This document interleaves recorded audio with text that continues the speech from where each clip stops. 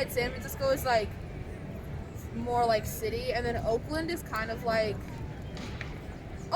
I would say it's not like outer San Francisco. I feel like San Francisco is like outer Oakland because like Oakland is definitely like it's a lot more like real. Like it's kind of like how the equivalent of like Bronx or like. Is that your way of saying urban? No, it's a lot more urban. Is it really? It's like if San Francisco is like Manhattan, then Oakland and like Berkeley are like Queens or the Bronx or Brooklyn. Like that's more like where authentic stuff is, and that's where it's less fabricated. Yeah, it's a lot more like authentic and genuine, and that's where like a lot of small businesses and a lot of like families live, and it's a lot more like there's a lot more things to do. I feel like in Oakland. He used to live in the Bay too. Where from? I sleep in Sunset. Oh, okay. My friend used to live in Sunset. Yeah. Sorry. Yeah. It is what it is. Yeah. Now I'm a nosy guy, okay? That's okay. What were you doing when everything was locked down? When everything what? Sorry. When everything was locked down, all the stores were closed. You couldn't come out.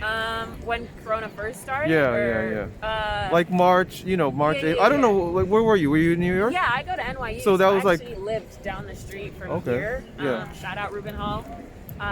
So there was a lot of trepidation, but also like suspicion, because I think a lot of kids were like, "There's no way they're sending us home."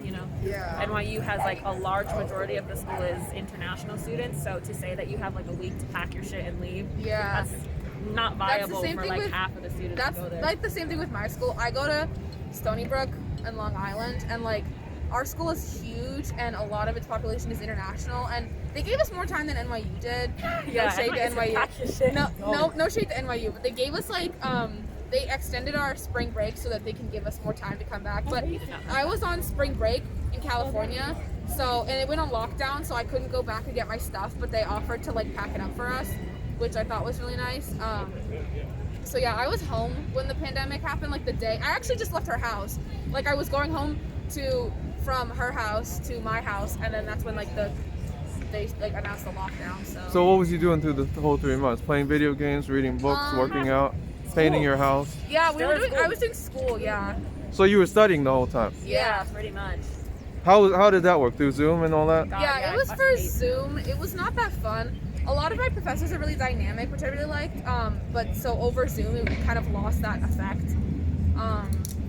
Especially like one professor who taught my journalism class, like he was very like dynamic, and he liked to assign us different roles and like things like that. And that kind of had to go away because of the pandemic and everything, which I really missed. So yeah. I feel like Zoom is just also really impersonal. Yeah. Especially if you're starting like a new school year, especially for freshmen. I've talked to so many, they really just hate it because like, especially if you dorm on campus, NYU didn't give a lot of options for that for freshmen. Yeah. You virtually have no way to get to know the community or the area because you also like have to be in lockdown in your dorm for the first like.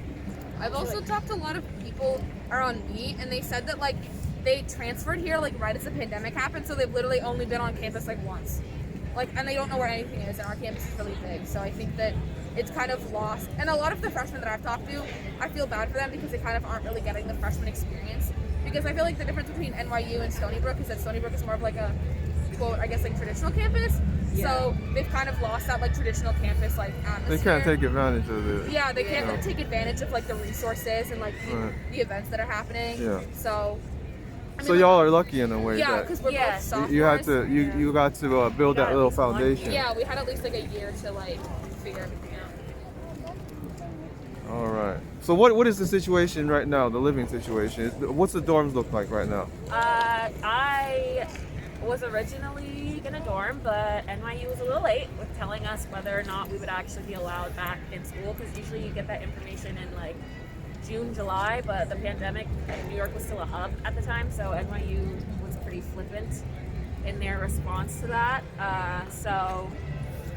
Luckily I was able to allocate the money that I had for NYU dorming to getting an off-campus apartment. Nice. But for people who live in the dorms, all my friends live in dorms, it's not there ideal living situation just because it's a bit stricter now because of Corona, which is totally valid.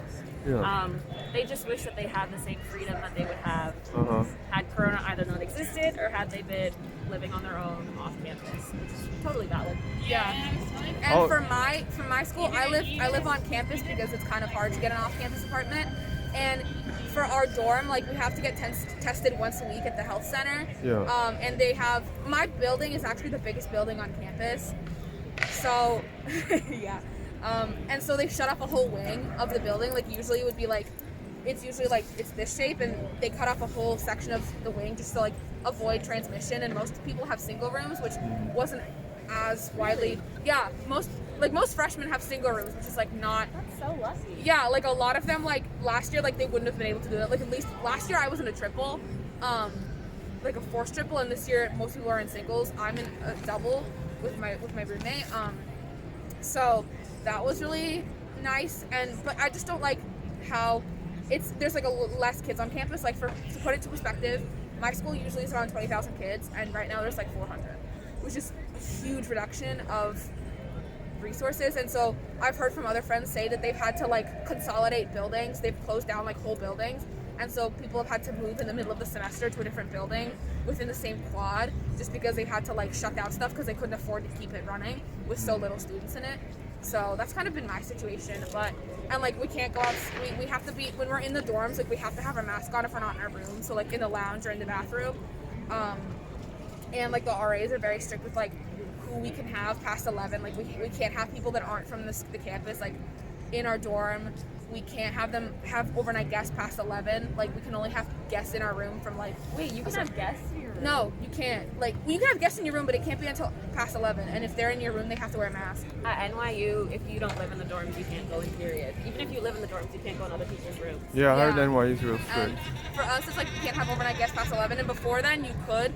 You just need to have a guest pass. But now they're like no guests past 11, and they've taken it very seriously. Like I've known people that they've gotten probation because they were in people's rooms past 11, like housing probation. So, but a lot of people chose not to live on campus because they didn't have in-person classes and it was less money. So they did it from their home, Yeah, or their parents' home. They did Zoom from their house because a lot of my friends are in-state, so it's like significantly cheaper to stay at home True. than to dorm. Very in-depth analysis. Yeah. Next question. Ancestry.com. How important is Ancestry to you? In terms of what? Like. Well, I mean, I think a lot of people they want to like find out where they're from. They want to find out their roots. They spit in a cup and they send it over to Ancestry.com, and Ancestry.com tells them who they are. And as an African American, I'm wondering how important is that to you? Yeah, Because I there's was so gonna many ask. different people think, oh, you're black and that's it. But there's just so many, especially here in New York. You got people from the Caribbean. You got like Yeah. real Africans from Africa. You Yeah, got there's- people come from down south. There's discourse about it, I think, because white people historically, the fact that you can even know your history, like your genuine roots, I think that's a privilege. But Yeah. like for black Africans or black Americans, because not all blacks are African American, Yeah. you don't have that same accessibility, mostly because your ancestors, it's not that you don't know where they come from, but like they've had so many different, how do I say, storylines maybe, or Yeah. just like so much like slave trade that they're not even from like their native country. Yeah. So I think that's a bit difficult. Well, I mean, I'm kind of in a weird situation because like my parents are immigrants from Russia, and like obviously like Oh, Privyet.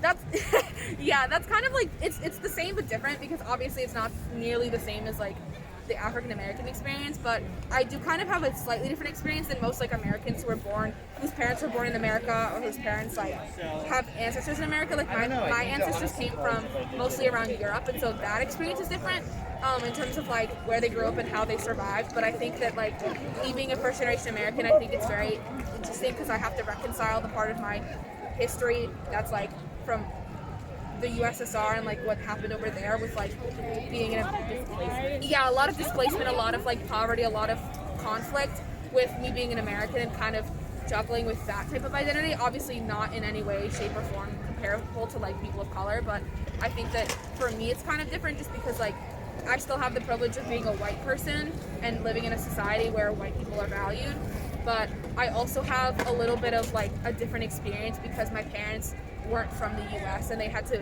immigrate here, and they kind of had like, like the whole like, oh, they started off with nothing and then they built their way up kind of experience, but we still have the privilege of being like white and growing up in like a nice area. So. Definitely. Let me just jump around to some questions because I just write these things down as they come to me. So, what in the world is a meme? Explain that to people who don't know what a meme is. Basically. So, I was asking people about Facebook first of all. Yeah. And they're like, I only use that for memes. So what is a meme? I think a meme is like a picture or a video that has like some sort of like joke embedded into it, and then there's like some commentary on it, like a caption or something. I'm gonna put this closer just in case that sound disrupts us. It's a joke. It's typically a photo. See, this is the type of shit that happens in Long Island. This is the type of shit that What is that? Are those the right wing guys? Yeah. Right? Yeah. No new normal, freedom over fear. Yeah. This is the type of shit that comes from Long Island. Like, all of They these. got the blacks too? Come on. This is like. Oh my god. Yeah. This is the type of shit that happens. Okay. Well, I mean, you never know, right? Some of them might be getting paid. See? No more. Oh my fucking god. Look. You see that? No more lockdowns. Yeah. That's the type of shit that happens in Long Island. Except replace the people walking with red Chevy pickup trucks with Trump 2020 on them. Yeah, I've seen those types. Any picture or video with like a caption of commentary. That's like the best way I can describe it, don't you think? Yeah. Give me an example of a meme. Well, I was gonna ask you earlier. You asked a question about something, and I was gonna ask if you saw this meme. Fuck. What was it? Shit. Here, wait. Let's come back to it. I'll pull a meme. Oh, you got it on your phone? Yeah. A lot of memes are on Twitter. If you want good memes, you go on Twitter. Oh yeah. Twitter's the place. Let me ask you this, all right? Is Facebook still relevant? No. No. Why and It's why? great for Facebook Marketplace, though. But I think because there's a lot of like fake news on Facebook, and I think that it's hard to like distinguish what's real and what's not.